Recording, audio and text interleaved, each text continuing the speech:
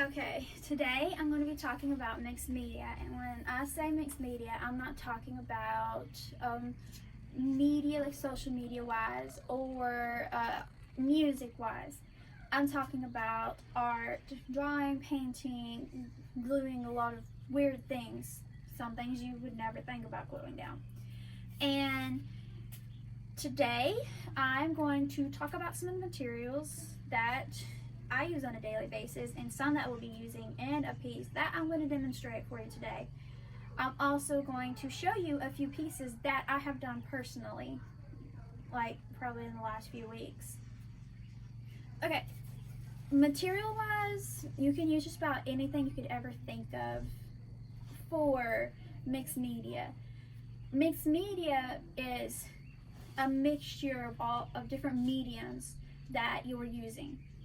Mediums are paint, gesso, or even pastels. Your materials can be as simple as mixing acrylic with pastels, or it can be as crazy as adding some dirt or coffee grounds plus some paper plus some paint. And in all that, you have to have Mod Podge or gesso. Or you could even just use normal Elmer's glue or even hot glue.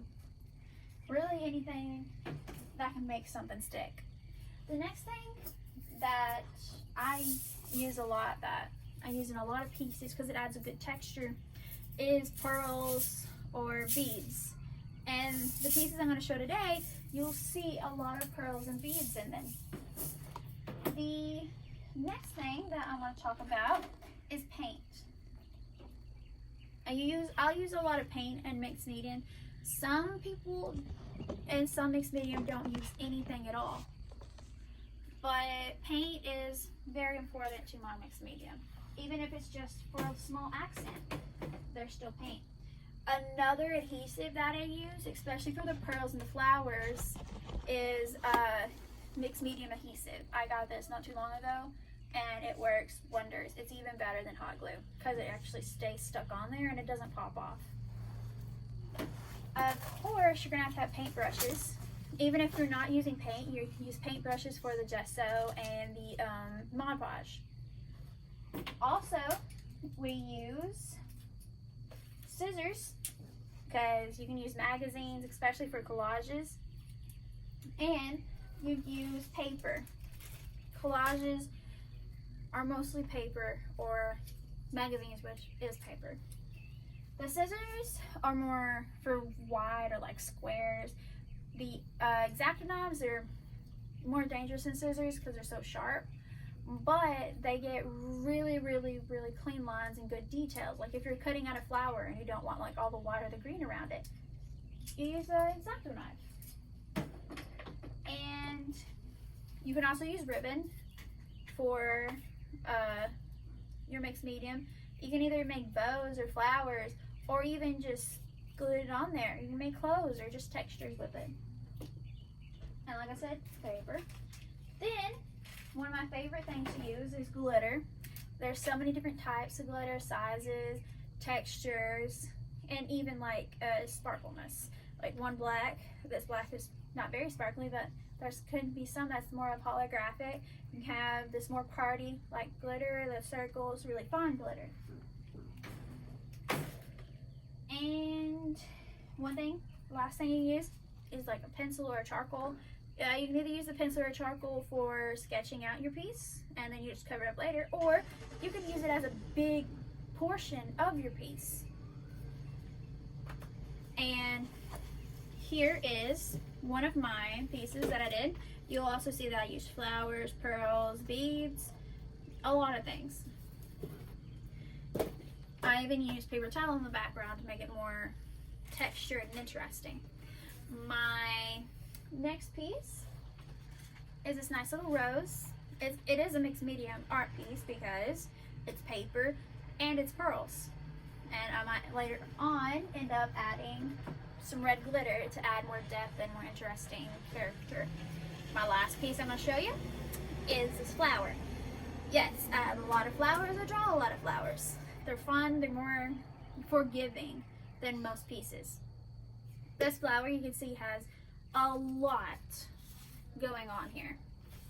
And I'm going to show you how to start this piece off. I could show you how to do the whole entire piece, but it never makes sense to show a whole entire piece because you're your own person, you have your own freedom. First, we're going to be getting different sides and shapes of paper, and we're going to be putting them down and gluing them down. And most of these I actually did with scissors because sitting there with an X-Acto knife drawing these little tiny shapes, it takes forever and it really kills your hand.